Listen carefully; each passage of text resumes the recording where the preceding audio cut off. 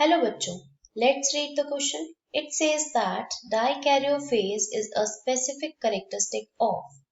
जो dikaryophase है वो किसका specific characteristic है? So in the question our key concept is fungi, kingdom fungi. Key concept क्या है यहाँ पे?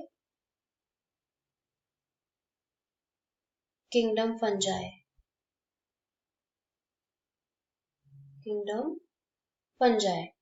अब किंगडम फंजाई के जो मेंबर्स होते हैं वो कैसे होते हैं? They are heterotrophic. हेट्रोट्रॉफिक का मतलब फॉर न्यूट्रिशन वो दूसरे ऑर्गेनिजम्स पे डिपेंड होते हैं फॉर फूड. यूकैरियोटिक. यूकैरियोटिक हम कह सकते हैं कि उनमें वेल डिफाइंड न्यूक्लियस होता है उनके सेल में और ऑर्गेनेलीज डिफरेंशिएटेड होती हैं और क्या होते हैं? एक्लोरोफिलस. इसका मतलब क्या है कि वो हेट्रोट्रॉपिक हैं तो अपना खाना खुद नहीं बना सकते. दैट मीन्स वो फोटोसिंथेसिस नहीं करेंगे. फोटोसिंथेसिस नहीं करेंगे, क्यों नहीं करेंगे? क्योंकि उसमें क्लोरोफिल पिगमेंट नहीं होती, इसलिए वो एक्लोरोफिलस होते हैं. अब हमसे क्वेश्चन में पूछा है कि डाइकैरियोफेज कैसा आता है.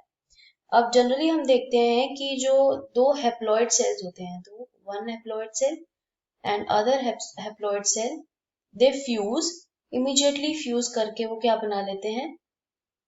Diploid cell, that is 2n. अब जनरली फंजाई में यही होता है, लेकिन कुछ फंजाई में जैसे कि in the ascomycetes and basidiomycetes.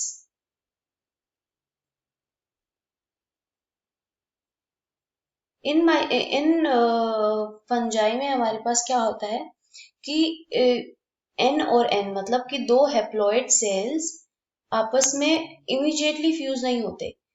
वो क्या करते हैं? They form an intervening stage मतलब कि N+N स्टेज, जिसमें कि दो न्यूक्लियाई तो है पर सेल में लेकिन वो फ्यूज नहीं हुए. तो इस कंडीशन को हम क्या कहते हैं?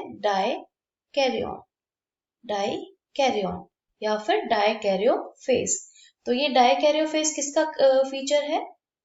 It is the feature of ascomycetes and basidiomycetes. तो हमारा आंसर क्या हो गया यहाँ पे? Our answer will be Ascomycetes and Basidiomycetes, which is given in option D. So, hope you understood well. Best of luck.